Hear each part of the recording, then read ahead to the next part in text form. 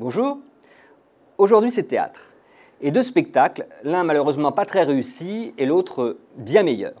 Alors on va commencer par le pas très réussi, c'est au Théâtre des Abbesses, qui dépend du Théâtre de la Ville, lendemain de fête de Julie Berès. Sur le papier, le spectacle est alléchant, il s'agit de traiter du problème de la vieillesse. On va donc avoir sur scène un couple, Jacques et Marie, qui sont tous les deux dans une situation un peu difficile. Le mari est en train de perdre la mémoire, mais il reste quand même l'amour entre deux, donc ils échangent leurs souvenirs. On a du cirque sur scène, on a des chœurs, on a des vidéos qui sont assez réussies, une scénographie vraiment très belle.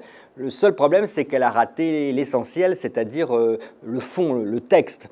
Le texte est un collage de citations de Yankelevitch, de souvenirs inventés un petit peu sur le plateau par les deux comédiens qui sont en plus très bons, qui sont Evelyne Didy et Christian Bouillet. Mais ce que Julie Berès leur demande de faire est vraiment un peu téléphoné, exagéré, pour montrer l'amour qui existe encore entre les deux personnages, l'amour physique. On a une scène d'amour donc nue sur scène qui n'est pas très belle. Beaucoup de pathos dans le traitement de la déchéance physique. Le chœur chante des airs archi connus du répertoire. Tout ça apparaît assez convenu. Et au bout du compte, on passe à côté du propos. Et moi, j'en suis sorti beaucoup plus agacé qu'ému. Alors pour me remettre, je suis allé voir Gould Menuhin au Théâtre de l'Atelier, spectacle créé au Théâtre de Toulon de Charles Berling qui joue dans ce spectacle, qu'il a mis en scène avec Christiane Cohendy, et Ami Flammer, le grand violoniste, qui fait aussi partie du spectacle. Alors on se doute bien qu'Ami Flammer va être Menuhin, c'est donc Berling qui fait Gould. Au départ, il y a eu un vrai sujet, puisque c'est vraiment ces deux artistes sublimes du XXe siècle étaient très opposés dans leur conception de la musique. On avait Menuhin qui était toujours en représentation. Depuis l'âge de 7 ans, il adorait les concerts, un grand humaniste, il voulait communiquer avec la musique. Gould, lui, à 32 ans, il s'arrête.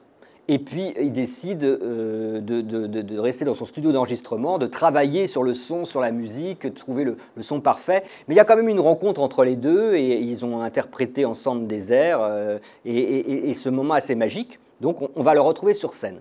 Alors, d'un côté, on va donc avoir Ami Flammer qui va faire un peu le conteur. Il en fait d'ailleurs beaucoup, mais il réussit à nous captiver. Quand il joue du violon, c'est extraordinaire. Berling, lui, réussit parfaitement à incarner Gould. Alors, il est aidé pour la musique par Jean-Claude Pentier, le pianiste qui a enregistré une bande-son reproduisant le jeu de Gould. Donc, on a des moments musicaux dans le spectacle, on a des moments de théâtre aussi assez émouvants quand Gould invoque sa passion du Grand Nord et de la solitude. On a aussi une jeune actrice qui fait un peu le lien en étant à la fois l'intervieweur, la femme de Menuhin, qui joue très bien, Aurélie Nizillard.